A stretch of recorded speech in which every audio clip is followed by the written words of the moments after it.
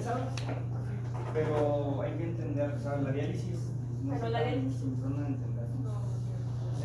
Ok, entonces, ¿cuál es la definición de neumonía? Infección en el parénquima pulmonar. ¿Inflamación del qué? Parénquima. ¿Del qué? ¿Del qué? ¿Del qué? Del tejido. No, di. ¿De qué? ¿Inflamación del qué? Parénquima. No, pero tiene la palabra. Aquí está. ¿Inflamación del qué pulmonar? Dime. El pulmón pulmonar. Intersticio. Pero no. No. ¿Qué es? Eso es como. O sea, ¿cómo pueden decir a alguien, tú tienes neumonía y tú no tienes neumonía? Eso es una infección. Pues ya cuando Es está una afectado. infección. Pues sí, pero, o sea, ¿qué criterios tiene esa infección para que es neumonía? Pues allá Eso. Ajá. No, laboratorio no. No, es de imagen, clínicos y duración también, ¿no? Clínica. Tienen que ser las dos. ¿Qué pasa si el paciente tiene clínica, pero no tiene nada en radiología? ¿Qué es? ¿Es atípica? No. No, es probable. No. Es una gripe. No. Bronquitis, no bronquitis, bronquitis. Sí, eso es una bronquitis aguda. Diferente a las bronquitis de doctor Simi, ¿va? Que es todo lo que no le encuentran ni se llama bronquitis. No. Ese es un paciente que tú dices, a huevo tiene neumonía. Le tomas imagen y no sabe nada. ¿Sí? Pero tú tienes todas las herramientas clínicas para decir que el paciente tiene infecciones de vías respiratorias bajas. ¿Sí? Entonces, bronquitis es infección de vías respiratorias bajas Sin con radiología evidencia. normal. ¿Sí? Si sale radiología alterada, ahí hacemos el diagnóstico de neumonía. ¿Sí? Ok. Entonces, esa también la neumonía intrahospitalaria, que es 48 horas después de que el paciente entró. ¿Por qué? Porque si es 24 horas, pues el paciente ya la traía. No es que todavía no se manifestaba. ¿Sí? Y el mismo concepto para, bueno, intrahospitalaria, igual cuando lleguemos a nefro, que seguramente ya lo tuvieron que ver Asociada alguna a vez. cuidado. Ajá, así como en teoría ya no existe la enfermedad renal crónica, Ujú. ¿no? O terminal, y ahora tenemos que decir, o sea, La se supone que nomenclatura. también antes era neumonía intrahospitalaria, ¿sí? Luego cambió a neumonía asociada a cuidados de la salud. Sí, porque en teoría, es que en teoría la diferencia entre esta y esta es que cuidados se supone que ya, y no existe porque en teoría ya ni siquiera necesariamente tiene que ser de la salud. Se supone que ya asilos, Sí, cárceles, orfanatos, todo eso entra. ¿Sí? Entonces por eso empezó así, luego fue así, y luego se dieron cuenta que entonces pueden quitar hasta la palabra salud, ¿no? Y que nada más es gente que esté junta por alguna razón. ¿Sí? Pero para que entre como esta tiene que ser a los 2 días de haber estado en ese lugar. ¿Sí? Y entonces, ¿cuáles son los mecanismos de defensa? ¿Ese es uno? ¿Dos? Reflejos. ¿Es los reflejos? ¿Qué más? Sí. Moco. Células inmunitarias, macrófagos Células celulares. inmunitarias, inmunoglobulina A. Ujú. Y anatomía. ¿No? O sea, por eso También. no tenemos como un tubo recto de vía respiratoria y está como Curveado. así. ¿Sí? Entonces todo eso, si se altera, es que va a llegar una neumonía. ¿Sí? O sea, no tiene por qué haber una neumonía en un paciente que tenga todo eso íntegro. ¿Sí? Por eso, casi siempre antes de la neumonía vino la gripa. ¿Sí? Entonces vino gripa, descompuso todo esto y entonces hay chance de que haya neumonía. ¿Va?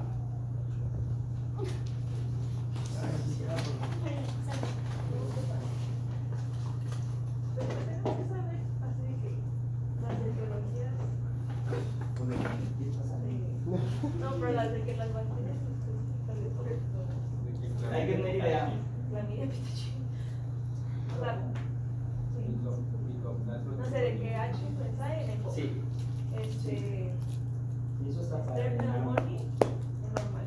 No, neumonía en todos. En todos. O sea, sí, eso, o sea, como verla para exámenes.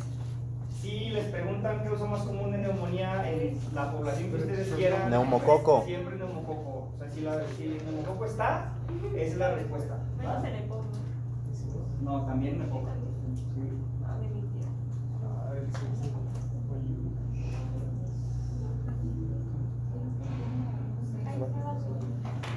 Ya vas a empezar, Mariana. Se volvió tarde en cargar.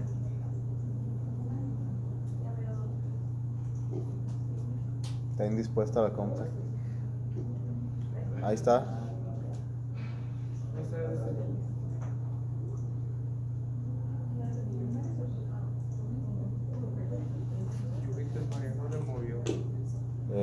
Ya no se subió ahorita a moverle. Pues, después de la USB dijo, no, pues esto. Siempre, ¿cómo Ok, se dice? entonces, sí, Mm, eso hay que sabérselo. ¿Va? O sea, empregado, podría ser neumólogo, todavía no tengo. Pero bueno, es el CECI. Sí, o sea, la tarjeta tal cual viene el CECI. ¿Sí? Pero sí hay que tener como idea. O sea, de que, por ejemplo, les van a salir casos de que, sí, un espeleólogo luego tuvo neumonía. ¿Sí? Es un paciente con VIH y luego tuvo neumonía. Un paciente recién nacido y listeria. O sea, como cosas así. ¿Sí? a Galactiae. Ok, entonces, lo que decíamos, ¿no? IgA, el epiglotis nos faltó. Sí, que esa teoría, acuérdense que siempre está cerrada hasta que ustedes respiran. Sí, es un tapón, la anatomía, los cilios y la tos. ¿Sí? Que lo de los reflejos entra en tos. ¿Va? Ok, entonces, en teoría, para que yo se supone, ¿va? Digo, no creo que nadie la haya intentado. Que excepto los patógenos que vamos a ver ahorita, yo voy a tener un agar de Strep pneumoniae y se supone que aunque yo le dé un pase, no tiene por qué darme neumonía. ¿Sí? ¿Por qué? Porque en teoría mis mecanismos compensadores van a hacer que no me dé, excepto en estos. ¿Sí? O sea, yo puedo ser sano, no tener nada alterado. Si me doy un pase con cualquiera de estos, sí me va a dar. ¿Sí? O sea, por eso en cárceles, en ustedes, profesionales de la salud, Antrax, pues se les cae el sobrecito con Antrax. ¿Verdad? Y virus, ¿no? O sea, gripas. Por entrar en contacto con ovejas también puedes adquirir neumonía por antrax. Se supone que sí. Sí. Se supone que sí. Hubo unos casos aquí en México, ¿no? De Antrax. Hace Pero poquito. hace un rato. No, pero no tan poquito. Bueno, También te lo no se puede, ¿no? Y les digo, glucobacterias, o sea, seguramente en Soquipan van a escuchar que alguna R interna ya le dio. Sí, que algún interno ya le dio. A todos. Es bien común. Sí, de hecho, si se van a ir a rotar, luego les piden un PPD cuando salga positivo, porque se ven por ahí. O si es una placa, van a tener un granuloma, o sea, de que alguna vez ya pasaron por ahí, no se dieron cuenta, ¿no? Y también cuando no viene necesariamente de la vía aérea, ¿no? O sea, puede venir del corazón, puede venir del hígado, puede venir del tubo digestivo, lo que ustedes quieran. Llega hematógenamente y pues ahí no hay mecanismos de defensa, ¿no? Entonces llegan por el medio de la vasculatura, se plantan en algún lado, neumonía. El hecho de que una bacteria sea multiresistente no te hace más susceptible a tener. Más infecciosa, no, ¿verdad? No, porque ahí no cambian sus mecanismos de infectividad. No, nada más cambia como la pared y todo eso, ¿no? O sea, pero los mismos IBIs, los mismos factores de adherencia, eso no cambia. Si no infecta, se va a morir solo. La que decían que era clara. Ok, entonces, las manifestaciones clínicas, les digo, primero siempre buscar una infección en vías respiratorias previa, eso es lo más común. ¿Sí? Fiebre, escalofríos, acuérdense que de esto puede que sí, puede que no. ¿Sí? Antes también estaba el concepto de neumonía típica y atípica. ¿Sí? ¿Por qué se eliminó? Porque las más típicas eran las atípicas. ¿Sí? O sea, típica se refería a que un paciente iba a tener todo esto Todo. y aparte Radiografía. síndrome de consolidación, radiografía de consolidación, todo eso. ¿Sí? Entonces, si algo de eso le faltaba, era atípico. Entonces, ¿qué es lo que pasaba? Que pues la mayoría eran atípicas porque, bueno, a lo mejor tenía todo esto, pero pues, no tenía placa D. Sí, o tenía placa D, pero le faltaba alguno de estos. O sin fiebre. Sí, entonces, por eso ya no se utiliza el concepto de típico y atípico. ¿Sí? Para que un dolor sea pleurolítico tiene que ser retroesternal a fuerza. No, al revés, no. Para que sea dolor pleurolítico tiene que ser en No. cualquier lado de la pleura. Y se acuerda que todo el pulmón está cubierto por pleura. Tú pones dolor pleurolítico aquí, donde sea. ¿Y cuáles son las características? En respiración. La inspiración, Punzante. punzante. No cambia la posición. Puede, a veces sí. No se sabe que no es como el antipaso que puede disminuir. No No se alivia con cambios de posición, ¿no? No se alivia, no quiere ser la palabra, no se alivia como se llama de pericarditis, ¿no? Por ejemplo. Sí, pero bueno, eso. ¿Va? ¿Les ha dado alguna vez dolor de caballo? Sí. Pues aguanta, ese es dolor, bueno, ese es acá, ¿no? Y ese es peritoneal, pero es la misma serosa. Entonces, ese es dolor pleurítico de peritoneo. Sí, y es lo mismo, es como que en teoría el hígado va, o sea, haciendo esto cuando corre, cuando camina. Entonces, eventualmente por eso te paras y dejaré, pero respiras profundo y sigues corriendo y duele, porque sigues haciendo frote. ¿sí? Entonces por eso el dolor prolítico duele más cuando inspiras, porque es cuando frota pleura con pleura. Si la pleura deja de frotar, deja de doler. ¿Sí? Ujú. Por eso, por ejemplo, si un paciente tiene una TEP, ¿cuándo es el dolor? Pues, Cuando una TEP duele. Pues, Depende, hay dos razones por las que la TEP puede doler. Hipoxia. ¿Infarto qué? Pulmonar. Por un infarto pulmonar, ¿por qué? Por El pulmón no tiene sensores, receptores de dolor. Porque un infarto siempre va a ser distal. ¿Por qué? Porque no hay infartos centrales. pues porque es hasta que se obstruye algo. No, porque lo hacen todos. Sí, no. está más difícil que se tape un vasote a que se tape un vasote. Eso, ¿no? O sea, porque Se son va los haciendo más más distales chiquito. los que son más susceptibles a que no les llegue sangre. O sea, porque sí, se puede ocluir eso sin vaso proximal. ¿Sí? Pero ¿cuál va a ser el que primero va a sufrir? Pues el que era más lejos, ¿no? Que le va a llegar menos sangre. ¿Sí? Entonces, por eso se infarta la periferia del pulmón. Si ese infarto toca la pleura, Es cuando pues duele. la inflamación del infarto va a provocar inflamación de la pleura por contigüidad. Entonces va a doler la pleura. ¿Sí? Entonces, cuando una TEP duele así, es porque duele la pleura, ¿no? Entonces, en realidad no es que duele la TEP, ¿no? Sino la consecuencia de la TEP, ¿sí? Y el otro causa de dolor, ese sí es dolor isquémico cardíaco, por incremento de presiones en el ventrículo derecho, ¿no? Entonces, ahí hay isquemia del ventrículo derecho, ¿sí? Que puede dar dolor anginoso también, ¿sí? Ok. Entonces, esto también es de memoria, ¿va? Son como todos los síndromes pleuropulmonares. ¿Han visto en historias clínicas que malamente, como en la exploración, le ponen o le ponemos sin integrar síndrome pleuropulmonar, ¿no? Ujú. Se supone que eso ya es conclusión, ¿no? Porque en teoría ya juntaste como todos los datos y dijiste si tiene síndrome de consolidación, síndrome de rarefacción, síndrome de ramo pleural, síndrome de atelectasia, lo que ustedes quieran, ¿sí? Entonces, en teoría, ustedes no deben decir eso en la exploración física, ustedes tienen que decir, tiene frémito, cómo está la percusión, y ya, ¿sí? Entonces, a la hora que ustedes hacen su conclusión, cuando hacen los diagnósticos, aquí les encanta lo de sindromático, ¿sí? Entonces, ahí en sindromático ya van a ser, si tienen uno de estos, por ejemplo, Las cajas. ¿sí? Entonces,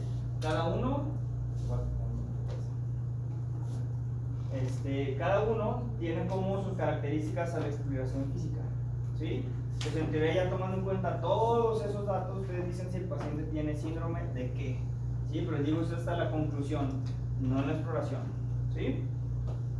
Ok, entonces, ¿qué es lo que esperamos en las placas, ¿no? Que es como lo más simple que tenemos. Ay, neta, una pregunta. Sí. Yo sí lo vi, pero- Ok. Una Entonces, sonrisa ¿qué es lo que interna. vamos a encontrar? O sea, ¿qué es lo que vamos a buscar? Infiltrado, ¿no? Aquí, por ejemplo, como los antiguos se peleaban entre los radiólogos y los clínicos, porque entre los clínicos decíamos que la consolidación es un síndrome, ¿sí? O sea, algo de lo que hablábamos acá, ¿sí? Mira, consolidación. O sea, que en teoría, para que yo dijera que un paciente tiene consolidación, tendría que tener clínicamente todo esto. El radiólogo dice que una radioopacidad con broncograma aéreo es una consolidación. Sí, la neta de lo mismo. ¿Sí? Sí, porque en teoría, en el paciente en el que yo encuentro esto, en algún lado del pulmón, yo voy a encontrar una mancha con broncograma aéreo aquí.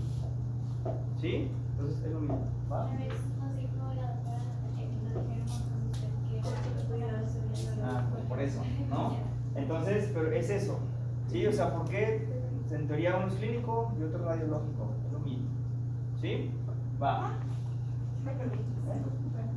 Se Entonces, sorprendió. también, se supone que, acuérdense que son hallazgos radiológicos, ¿sí? Por ejemplo, en tiempos de estudiante, lo único que se valía era radiografía, ¿sí? Lo igual que con CIRA, metieron la TAC, ¿sí? Actualmente ya también se hace con ultrasonido. ¿Sí? Entonces ya, acuérdense, clínica con cualquiera de estas tres, neumonía, ¿sí? Entonces, generalmente si vemos consolidación, síndrome o radiológica, lo más probable es que es una bacteria, ¿sí? Acuérdense que siempre es lo más probable, ¿sí? O sea, nunca es 100%, ¿por qué? Porque puede haber una bacteria sobre un virus, ¿sí? Un hongo sobre una bacteria, ¿va? Entonces, cuando yo veo una placa con patrón difuso, Lo más probable es que sea virus, hongo o atípicos, ¿sí? Y cuando focos múltiples, generalmente viene, pues no vino de vía aérea, ¿sí? Vino de algún lado donde pues fue a todos lados, ¿va? ¿Qué pasa si tienes un patrón que se ve difuso, pero si ves como ciertas focos? O sea, ¿eso te dice que hay uno difuso y uno consolidado? ¿O? No, consolidado tiene que ser el manchón con broncograma, o sea, tienes que ver como la mancha así de la neumonía y bronquitos así metidos por ahí, ¿sí? Eso es una consolidación y eso te hablaría que hay una bacteria, ¿sí? Entonces, si tiene una placa fea, difusa y tiene manchas de estas, si son muchas, yo pensaría que a lo mejor al paciente le cayó un virus, le cayó un hongo, lo que sea, y aparte, hematógenamente, le cayó una bacteria. ¿Sí? Si son muchas. Si es una, entonces sí, el paciente tuvo un virus y se suele infectar con una bacteria.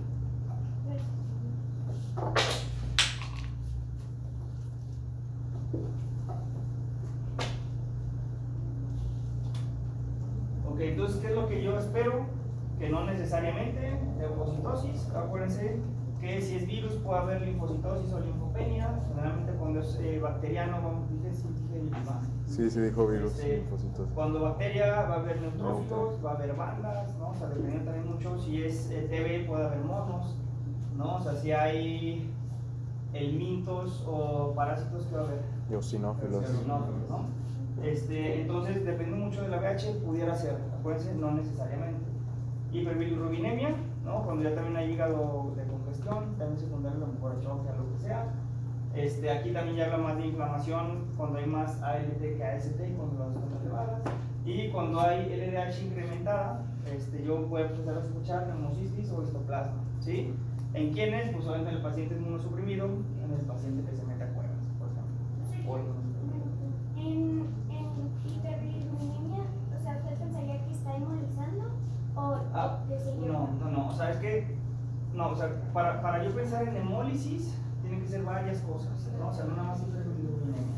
Por ejemplo, va a haber hiperbilirubinemia, va a haber anemia si tiene mecanismos compensadores, si a lo mejor es algo agudo, pues no, digo, menos que se estén recibiendo millones de eritrocitos por minuto, pues sí te va a bajar rápido, ¿no? Pero si no, pues realmente no. Pero, ¿qué más va a haber?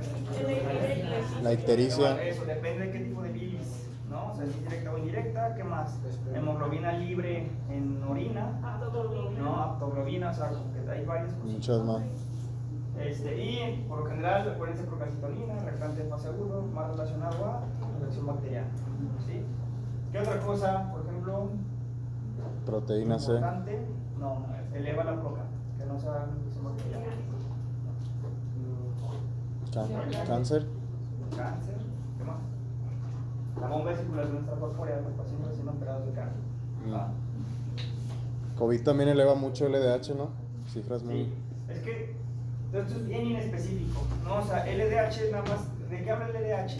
De que hay metabolismo anaeróbico. Pues es destrucción, ¿no? Es destrucción, o sea, habla de recambio metabólico rápido.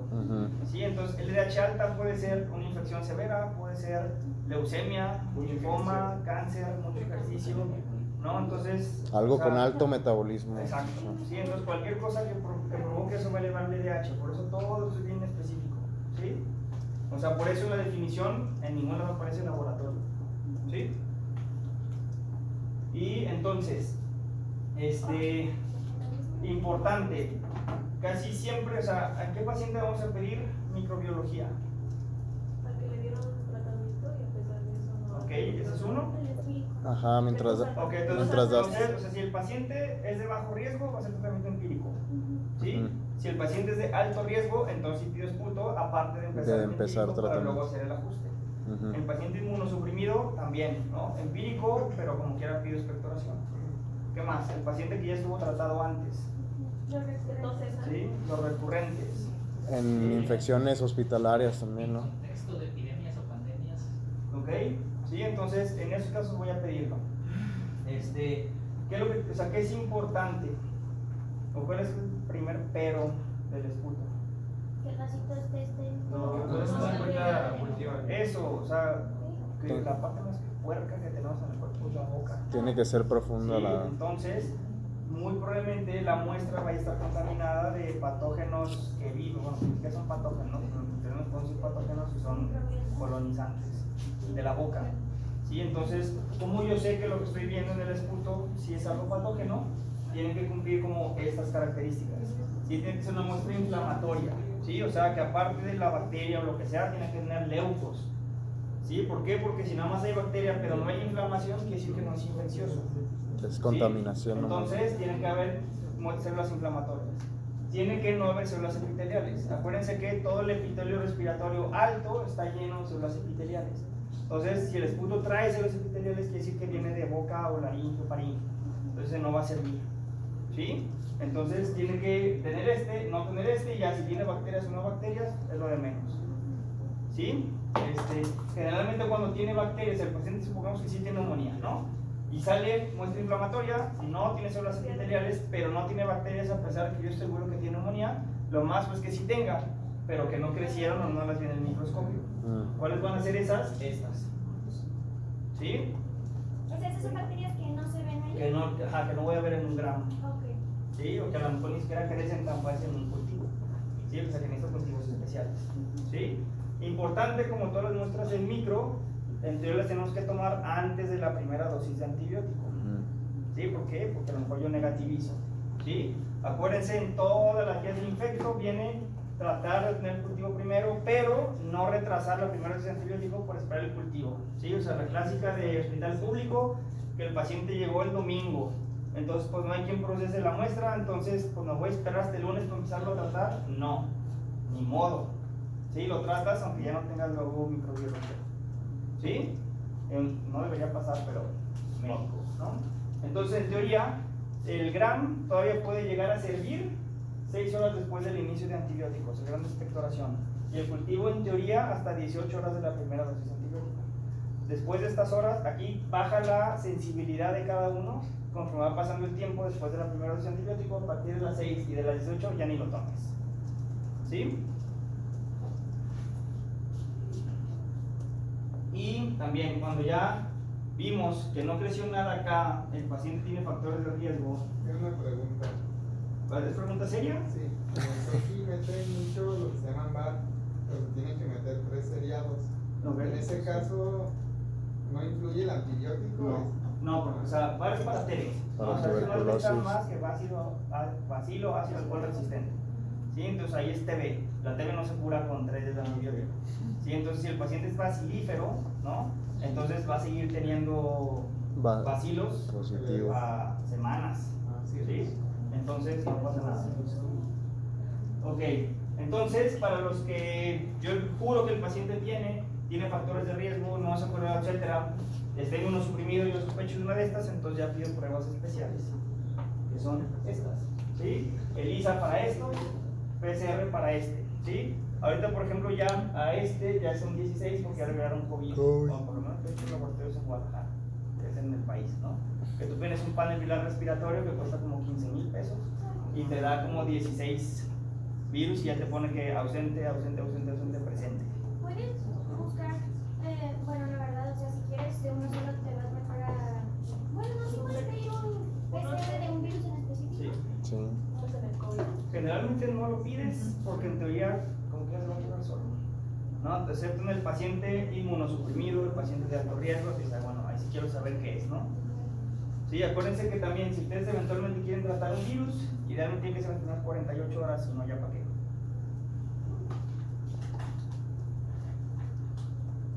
Y entonces aquí también se supone que hay como una estadística mundial de patógenos para neumonía asociada a hospitales o a ventilación.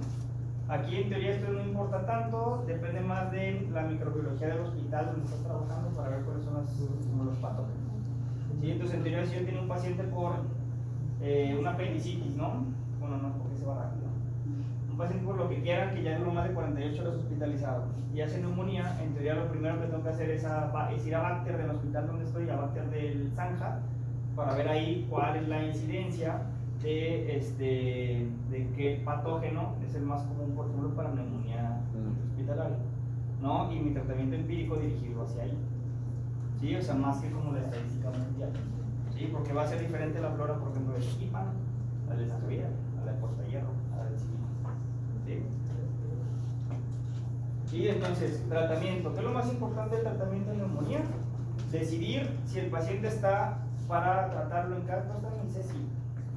Es decir, el paciente está para tratarlo en su casa, Hospitalizado. para tratarlo en piso o tratarlo en terapia intensiva. ¿Sí? ¿Cómo voy a decidir? De acuerdo a la mortalidad esperada para ese tipo de paciente. Para eso están como todas las escalas. ¿Sí? Está el SmartCop, el CUR65, el PCI y el otro PCI, ¿no? Este es como la mortalidad de 30 días y la mortalidad intrahospitalaria, ¿sí? De como los dos PCIs. El PCI. ¿Sí? Entonces yo a cualquier paciente que tengo saco como parámetros, o sea, si el paciente tiene pH bajo le doy 2 puntos, así. ¿Sí? Eso ya viene en todas las calculadoras del celular, ¿sí? Así le pones en Search PCI, el CUR65, SmartCop y te sale. ¿Sí? Entonces ahí te pone, de acuerdo al riesgo, tú decides. Bueno, más que una calculadora decide por ti. Sí, porque así te dice tal cual, ¿no? De riesgo de mortalidad 0.3%, paciente ambulatorio. ¿Sí? Entonces con eso ya tú decides con números en la mano, ¿no? Dependiendo a su edad, su saturación, sus antecedentes, todo eso, que tanta chance tiene de morirse. ¿No? Más chance tenga de morirse, más hacia terapia intensiva. ¿Sí? Entonces esto es independiente del tratamiento empírico. El tratamiento empírico es igual. ¿Sí? ¿Cuál Para es la todos. diferencia, perdón, entre la PORT y la neumonía severity index? O sea, que este es a 30 días. O sea, este es como como los puntos y clase y mortalidad de 30 días dependiendo de cuál es como la causa y es como de mortalidad general. Pero esta es la que usas como para ver si lo vas a internar o no. Vale, gracias. Y entonces, tratamiento empírico. Aquí va a depender mucho de como qué es lo que tú estás sospechando, ¿sí? Si el paciente ya tiene un síndrome clínico típico, o sea que es como la mayoría de los que vimos en las primeras diapositivas, entonces en teoría tú vas hacia neumococo, ¿sí? Entonces, pues amoxicilado. Sí, acuérdense que en teoría tratamos de darle el espectro más bajito, por resistencias, etc. ¿Sí? Y si tú sospechas influenza o cetamivir, y así como te va yendo, a citro, cuando tú estás sospechando en algo más atípico, ¿no? O quinolona, ¿no? O sea, si el paciente ya decidiste internarlo, por ejemplo, eso, por ejemplo, ¿qué pasa? Si el paciente a lo mejor aquí no alcanza, mira, por ejemplo, le sacas un CUR65 a tu paciente, pero el paciente llegó ayer y satura 80% al aire ambiente, le pone las puntas y satura 98%. ¿Sí? En teoría es un paciente de 40 años sin factores de riesgo. En teoría te dice que debe ser outpatient, ¿no? Pero de satura. ¿Lo mandas a su casa? Porque el CUR te dijo que no hay pedo. No, o sea, entonces esto en teoría te ayuda, pero no toma la decisión por ti. ¿Sí? O sea, siempre va a haber parámetros que a esto se le escape. ¿Sí? ¿Qué pasa, por ejemplo, si el paciente aquí no me sale tan mal, pero tiene cáncer activo? Sí, pues a lo mejor no le hago tanto caso a la tabla. Sí, y yo tomo en cuenta mi criterio clínico para decidir aparte de la tabla. Sí, entonces no es 100%. Sí, o sea, es guía nada más. Ok, entonces ya el tratamiento para los pacientes que yo tengo que hospitalizar es muy parecido, ¿sí? Pero sí tiene algunas diferencias. Por ejemplo, aquí a la menor provocación me puedo ya subir a quinolona.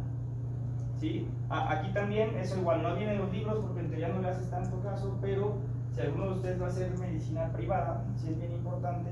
Por ejemplo, ¿qué pasa si yo tengo un paciente, que les digo, vamos aquí interné, porque no me cumplía CUR, pero de satura, ¿no? Es decir, internarlo. ¿Cuál va a ser el plan aquí? Mi única razón para internar a ese paciente fue la hipoxemia, ¿no? Entonces, ¿qué es lo que voy a hacer? Esperar que eso resuelva para mandarlo a su casa. Puede ser en 1 o 2 días. ¿Cuál es el plan de tratamiento de neumonía? No tienes que esperar a que termine su plan de... Exactamente. 5 o 7 días.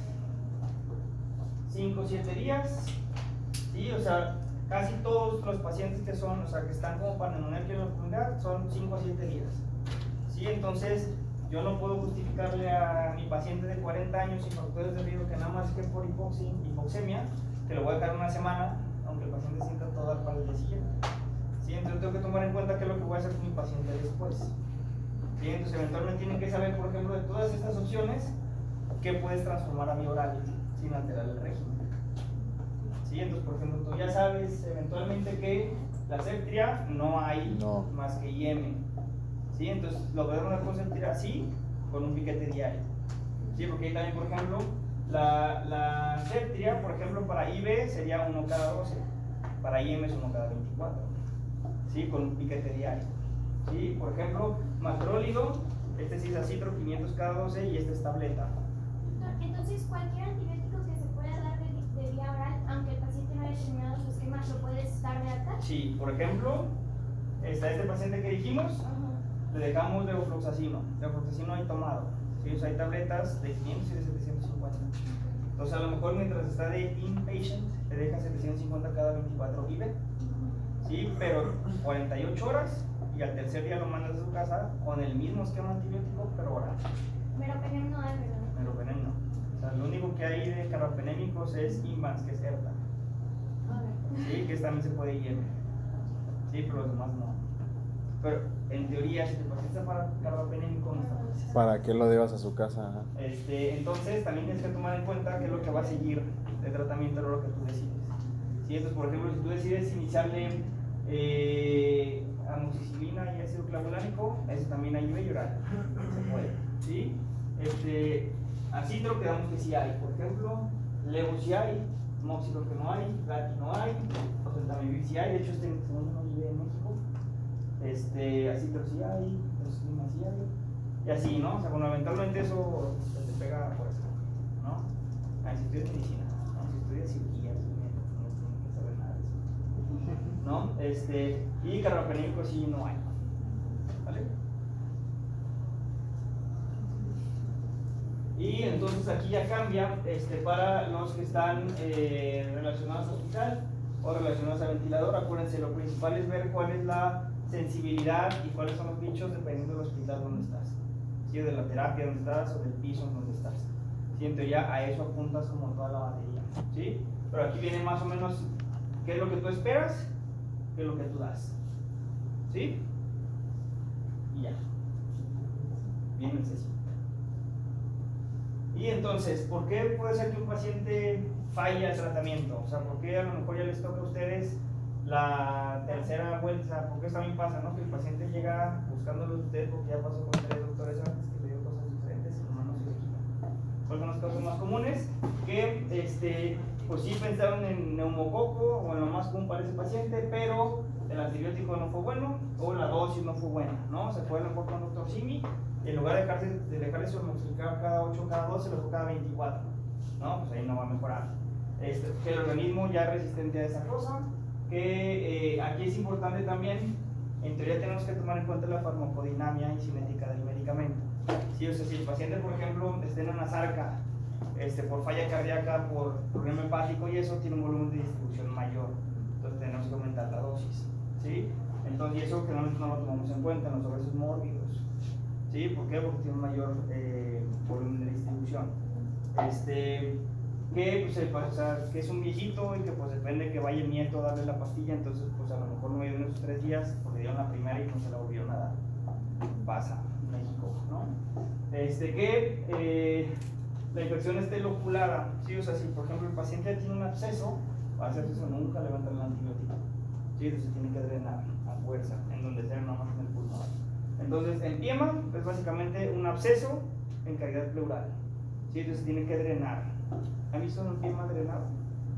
Alguna que le sacan como atole de vainilla, ¿no? Así se ve una piema. Entonces, pues está espeso. ¿Sí? Eso no hay manera de sacarlo con un tubito para que se pueda drenar esto. Entonces, mientras eso no drene, no va a mejorar con antibiótico. O que hay una obstrucción, o sea que algo va a estar perpetuando esa neumonía. Y es el niño que se tragó un Lego y nadie se dio cuenta y a lo mejor no tiene la placa, pues eso va a estar produciendo moco y infectándose todo el tiempo. Tú le barres un tipito con antibiótico, pero vuelve. ¿Por qué? Porque el problema no se ha resuelto. O cáncer, ¿no? O sea que se obstruye el bronquio porque una bola le tumor. Que todavía no tenemos el microorganismo o que es algo no infeccioso. Sí, que también puede ser. ¿Sí? Ok. Preguntas. Ok, entonces, de acuerdo a lo que platicamos, si tú sabes qué patrón radiológico, ya sabes cuál es el causante, ¿sí o no? No. No. Puedes sospechar, pero no. Exacto. Luego, esto igual les va a tocar, si no les ha tocado en nosotros, más en los, claro es que dicen que internos no van nada. Pero por ejemplo, pasa mucho que los doctores viejitos te dicen que llega el paciente con neumonía, le toma la placa y sale normal. A las 48 le vuelves a tomar otra placa y está horrible, ¿no? O sea, toda blanca. ¿Sí? Entonces dicen, bueno, es que el paciente venía deshidratado. Entonces lo hidrataste y por eso sería más opaca la placa. ¿Tienes lógica? ¿Sí? O sea, si no hay que se dematice, o sea, si no hay que dematice más bien porque el paciente está seco, pues tendría su lógica, ¿no? Pero nadie llega a ese nivel. Exactamente, entonces esto no es cierto. No, porque Sí, pues no. Entonces esa neumonía puede estar sobreinfectado, puede estar sobrecargado de líquido de ese paciente. ¿Sí? Luego, si el paciente es un infiltrado y lo positivo es la neumonía, No, porque hay que no, verla. digamos que es el síndrome clínico, ¿sí? Que los leucocitos no tienen nada que ver. ¿Sí? Y ¿han leído algo de procalcitonina?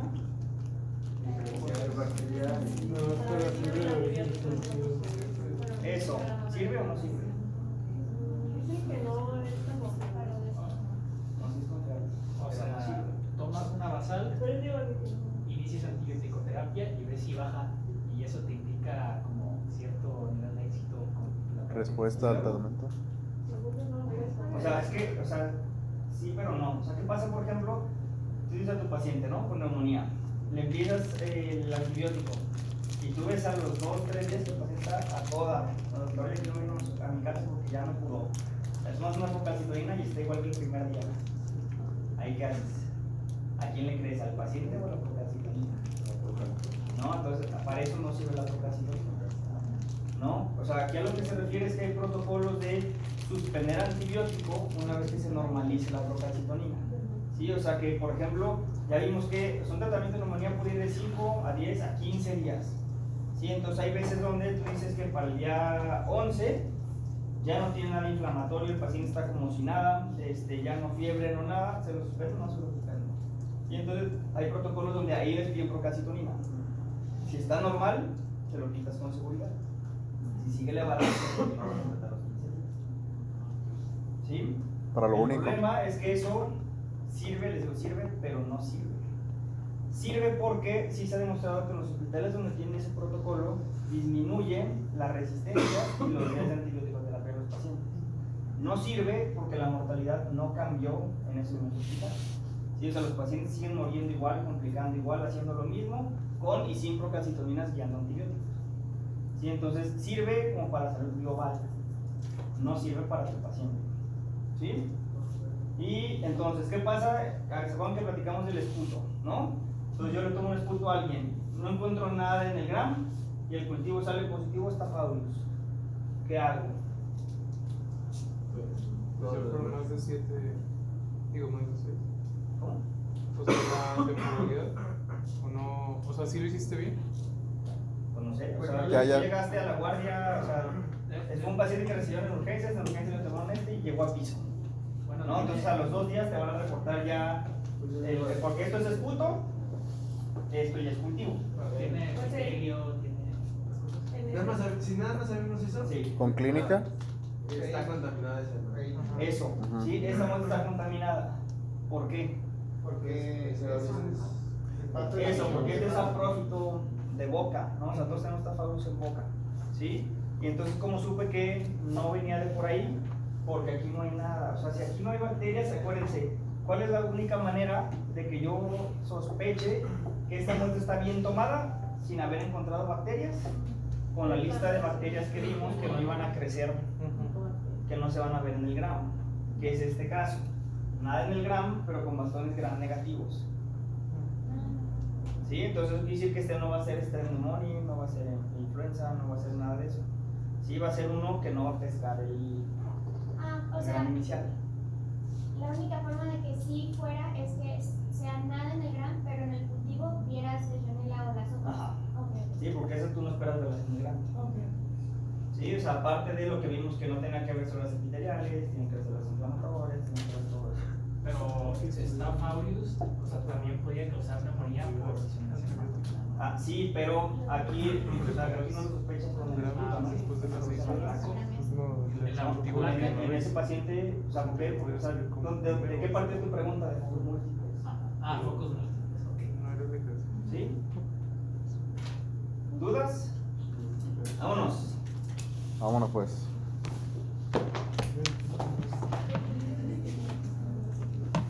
Doctor, entonces, la siguiente clase que tengamos con ustedes es asma y